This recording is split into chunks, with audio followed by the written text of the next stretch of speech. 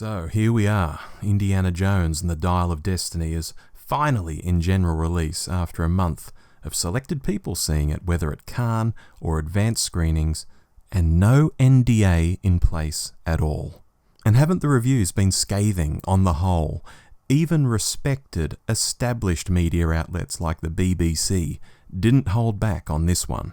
Quote, like another of Ford's so-called legacy sequels, Star Wars The Force Awakens, this one brings back old characters. John Rhys Davies' Sulla has a pointless cameo, introduces new ones who are strangely similar to the old characters. Ethan Isidore plays a substandard copy of Short Round from Temple of Doom, and has the air of a film passing the torch, or whip, to the next generation. But it does this all in an even gloomier fashion than The Force Awakens did. I'm not sure how many fans want to see Indiana Jones as a broken, helpless old man who cowers in the corner while his patronizing goddaughter takes the lead. But that's what we're given, and it's as bleak as it sounds. End quote. Ouch! And on it goes out there in review land. Whether it's Ford's age, whether it's Phoebe Waller-Bridge committing a variety of cinematic crimes, whether it's the question of the film being needed at all. Plenty of people in the key demographic for this film, let's face it, blokes in their 50s, are looking at what's on offer and just shaking their head. Disney Lucasfilm has managed to cock up another franchise when, with a bit of care and attention, it could have been the easiest of home runs. And if you want to wallow in that, just type Dial of Destiny review here in YouTube and you will find hours and hours of folks saying why they dislike the film. In this video, meanwhile, I want to take a different approach. What would I have done if handed the keys to write a treatment for this film? In tackling this topic, I'll show exactly what I mean when I say that, with a bit of care and attention, the fifth and final installment in the Indiana Jones franchise could have been the easiest of home runs. Naturally, I'm going to discuss Indiana Jones and the Dial of Destiny in some detail, so spoilers are on the way. Hopefully you've seen the film, or just don't care enough to be spoiled, because here come my thoughts. First, the character of Indiana Jones. Disney Lucasfilm has reverted to type, and just like Han Solo in The Force Awakens being a deadbeat dad who has run off on Princess Leia, last seen in Return of the Jedi as the love of his life, whom audiences were happy to believe was going to be a lasting partnership, now Indiana Jones has split up with Marion Ravenwood, last seen in Kingdom of the Crystal Skulls, happily marrying our hero. Not only that, but they've killed off the couple's kid, Mutt, for good measure. Oh, and the cherry on top of that, it's inferred that Indy has a bit of a drinking problem too. You know, if you didn't think your hero could fall any lower. So, stop the tape. It seems Disney Lucasfilm can't think of any way to do drama without deconstructing beloved characters, grinding them into the dirt, and declaring, "Look at that! That's dramatic! We're doing drama!" No. While I have no doubt this was pitched to Harrison in glowing terms. "Harrison, buddy, you're gonna love this. You've split up with Marion.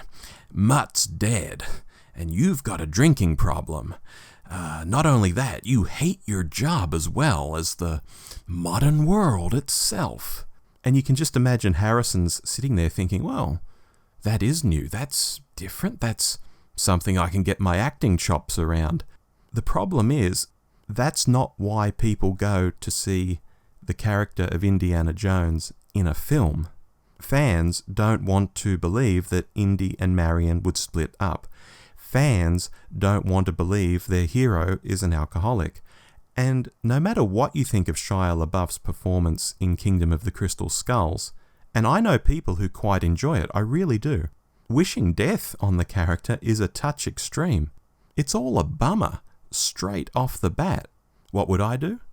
Well, first, if the film wanted to start with a flashback to a younger Indy adventure for the first 20 minutes, I'd have no real issue with it, even though most agree the technology still isn't quite there, and it is strange to hear this younger Indy talking with the older Indy's voice. It's still the highlight of the film for most people, so fine, start the film with a flashback. It doesn't have to be the Nazis in World War II. It can be anything. Tie it into whatever the main storyline is going to be about.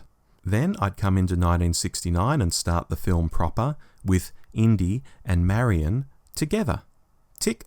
They get a postcard from Mutt, who's off on some expedition, so Mutt's still alive, and he's made something of his life after being a literal rebel without a cause in the previous film.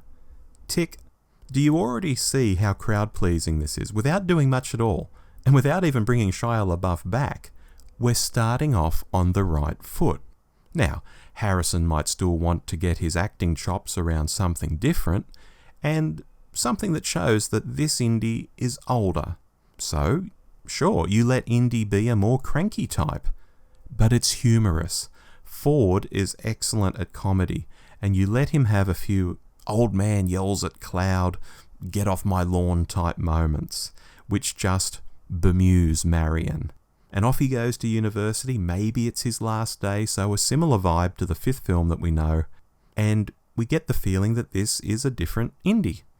Okay, great, job done. Tick. At this point, Ke Huy Quan, Short Round from Temple of Doom, shows up. He brings with him the MacGuffin for the film. It might be an object he already possesses. It might be an object he's looking for and he's come to Indy for help. It might be an idea he wants to discuss with Indy. Bad guys, of course, are in hot pursuit, and this leads Short Round into showing off some ace martial arts moves, as well as Indy having to throw a punch or two, something it seems he hasn't done in years. And you know what? He kinda likes it. So again, stop the tape. Now we have an absolute crowd pleaser in the form of Short Round on the scene.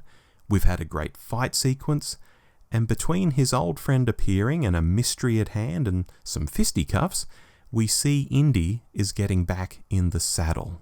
And do note that not only will Short Round be popular by just appearing, he also wouldn't be trying to be the smartest in the room or have a bunch of smart-ass quips to throw at Indy like the Helena character does in Dial of Destiny. So, again, the audience would be happy to see this relationship reigniting and two people who genuinely like, if not love each other, working towards a common purpose. And you know, as an aside, isn't Ke Huy Quan hot property at present, thanks to his Best Supporting Actor for Everything, Everywhere, All at Once? A bit more impressive than, yeah, we've got Phoebe from Fleabag in this. Anyway, off they'd go on their adventure. Short Round doing the bulk of the action, Indy doing his best to keep up. Comedic moments in the best Indiana Jones tradition would follow. As to what the adventure would be, it just needs to be a good, solid, understandable story like we saw in Indiana Jones computer games and comics in the past. The Fate of Atlantis, The Emperor's Tomb, Thunder in the Orient, The Spear of Destiny. Good, straightforward adventures modelled heavily on the three 1980s movies that made Indiana Jones a success. This isn't rocket science, folks. It really isn't. Have a main enemy in this adventure played by someone with the acting chops of a Mads Mikkelsen. He was a great casting choice in Dial of Destiny, even if he's hamstrung for interesting things to do or good lines to deliver, and this adventure writes itself. Along the way, Indy would come back out of his shell. Again, that's the acting part that Harrison would like to show, how his character learns to get into adventuring again and how he has to adapt himself now that he's an older guy with more limited abilities and maybe has to be more wily, more a son of a gun, than punch first, ask questions later. All of that's still there.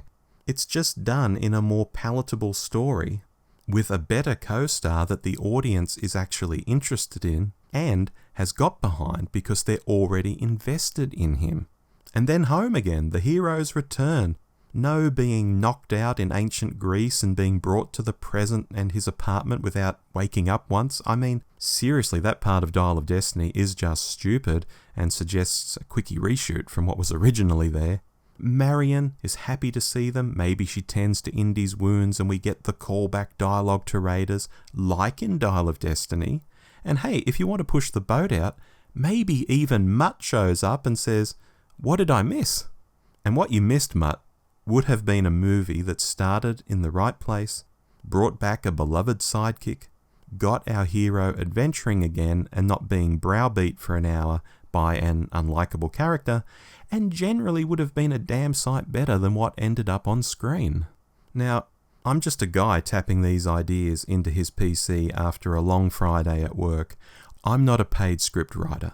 But would you have liked to have seen my movie over what was actually delivered? Indiana Jones movies, to my mind, aren't hard. As you've seen here, I've even reused some ideas that are in Dial of Destiny. It's all about the overall packaging. So tell me, would you have watched this? Why not let me know your thoughts down below in the comments?